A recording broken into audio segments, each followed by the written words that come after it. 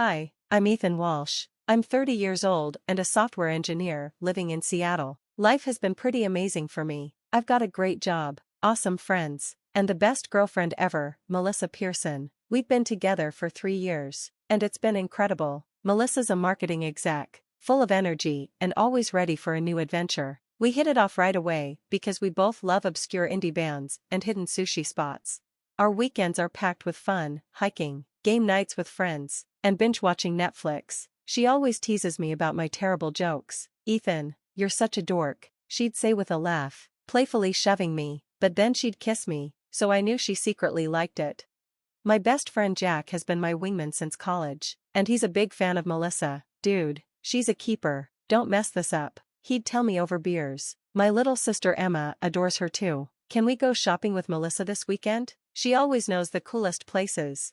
Our families got along perfectly as well. I still remember Melissa's first Thanksgiving with us. My mom pulled me aside and whispered, "She's the one, honey, I can feel it." We had our little routines, morning jogs by the waterfront, Sunday brunch at our favorite cafe, and monthly game nights with friends. Melissa always wanted to be my partner for charades. "We're unstoppable," she'd cheer after every win. Then came the big moment. Melissa planned a cozy weekend getaway to a cabin in the mountains, just the two of us. We spent the days hiking and the nights stargazing by the fire. On the last night, she suddenly got serious. "Ethan," she said, "these past 3 years have been the best of my life." Before I knew it, she was down on one knee, holding out a ring. "Will you marry me?" I was stunned, completely speechless, but as I looked into her eyes, I knew my answer. Yes, yes, 1,000 times yes. The rest of the night was a blur: champagne, happy tears, and excited phone calls to our families. Jack's reaction was classic. "It's about time. I was starting to think I'd have to propose to you myself." Emma screamed so loud I thought my eardrums would burst. "I'm going to have the best sister-in-law ever."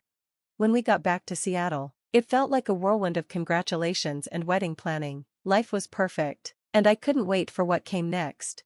My mom immediately started talking about wedding venues, and Melissa's parents insisted on throwing us an engagement party. "I can't believe this is happening," I said to Melissa one night as we lay in bed scrolling through honeymoon destinations. She snuggled closer, her engagement ring shining softly in the low light. "Believe it, babe, this is just the beginning of our happily ever after." But little did I know, things were about to change in ways I never saw coming.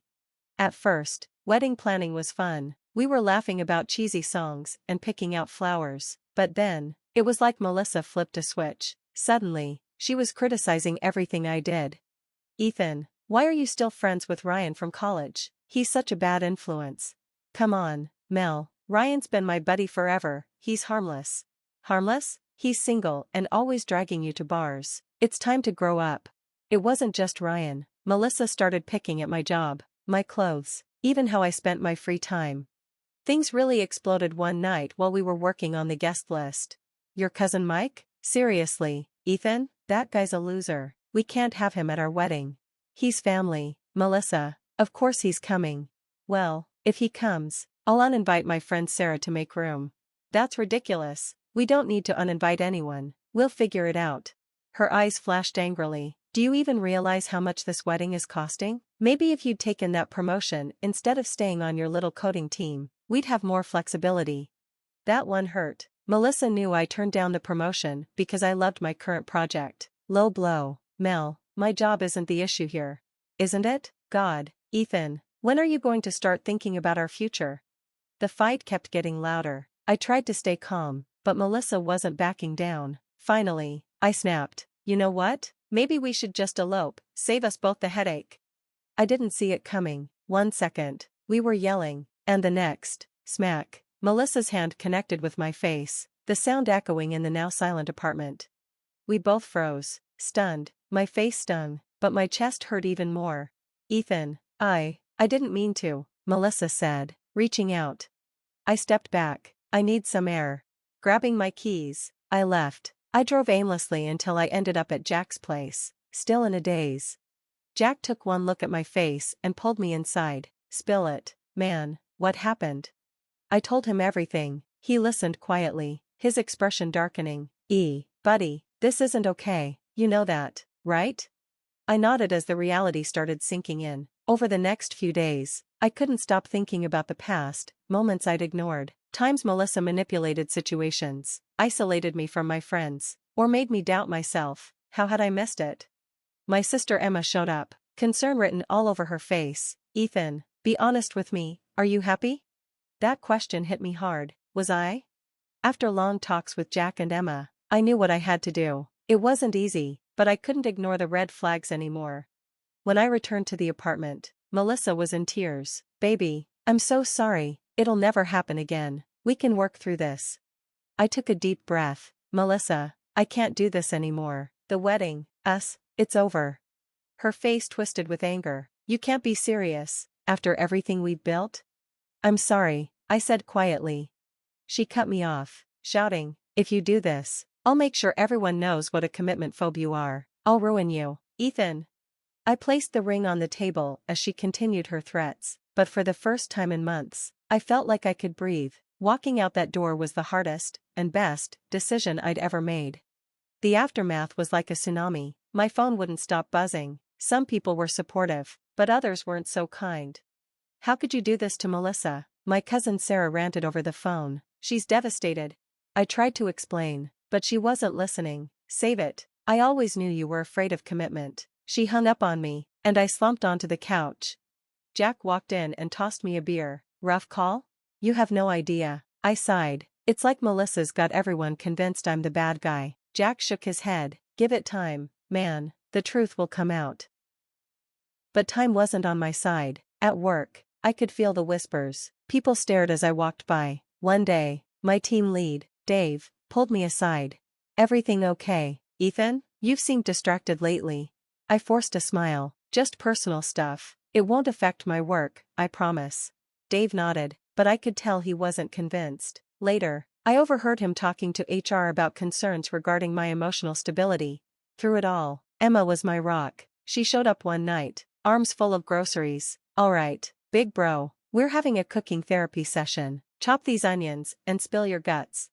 As we cooked together, it felt like, for the first time in weeks, I could let some of the weight off my shoulders.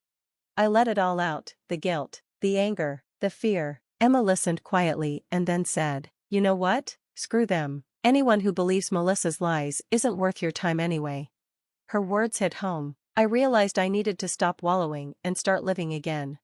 The next day, I dug out my old guitar from the back of the closet. The strings were rusty, and my fingers were clumsy, but it felt good to play again. I also bit the bullet and made an appointment with a therapist.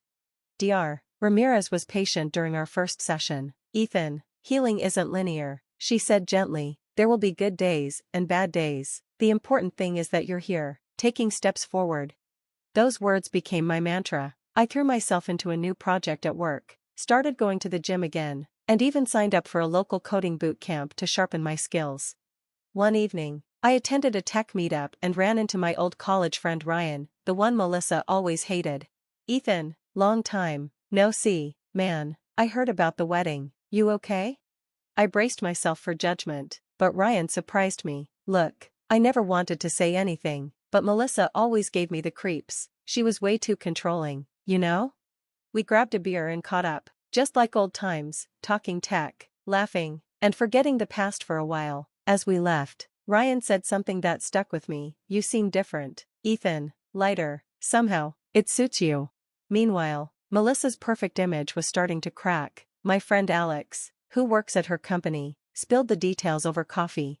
Dude, she's losing it, snapping at interns, missing deadlines. Everyone's walking on eggshells around her. I felt a strange mix of vindication and pity. That sounds rough. Alex leaned in, lowering his voice. Between you and me, there are rumors she's on thin ice with the higher-ups. Karma's well, you know. As weeks turned into months, things started to shift. People who had ghosted me began reaching out, apologizing for jumping to conclusions. Even my cousin Sarah called me. Hey, Ethan, I might have been a little too harsh, she admitted sheepishly. One night, as I was scrolling through social media, I came across a photo of Melissa at a work event. She was smiling, but something about it looked off. Her smile seemed forced, her eyes hollow. For a moment, I felt a pang of sadness.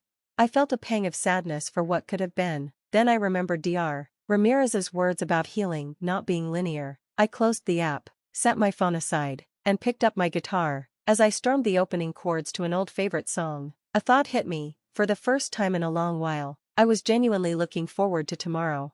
6 months flew by in a whirlwind of coding and self-discovery. I was knee-deep in a revolutionary AI project when my boss dropped a bombshell. "Ethan, we want you to lead the team on this. You've earned it." I was floored. "Seriously? Wow. Thank you." Riding that high, I headed to TechCon 2024, a major tech conference. That's where I literally bumped into Olivia. I spilled coffee all over her laptop bag. "Oh God, I'm so sorry," I stammered, completely mortified. She just laughed it off. "No worries, I needed an excuse to upgrade anyway."